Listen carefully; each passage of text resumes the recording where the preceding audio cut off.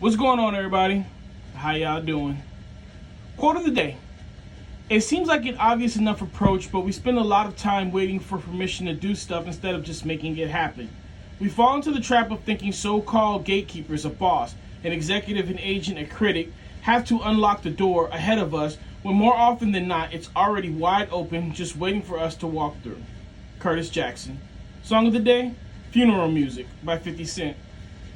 So that's a long quote, and I really didn't want to do the whole thing, but it all kind of has to go together for you to get the full impact of what Mr. Jackson's saying here.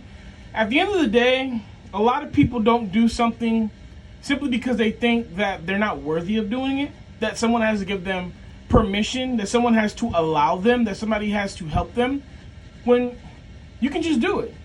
That's something that I struggled with until I didn't. Like, I've always thought that I had to be well polished, I had to be perfect, I had to have this huge platform, I had to have this huge block backing to start doing my motivational speaking, to start posting videos, and everything had to be super perfect. But we learn a lot of times by trial and error. Upload a video and see what happens. Go out and create an art piece and let people see what they think, see what people think. Create some music and put it out there and look at the response. It doesn't have to be perfect. And a lot of times people will applaud your imperfections because they can relate to them and say, hey, this person wasn't 100% perfect, but they allowed themselves to be vulnerable and expose themselves to the public on something that they were working on and something that they had an idea on in their artwork and in their content. Don't wait for somebody to say that you can do something. Start where you're at right now, right today, and build on it.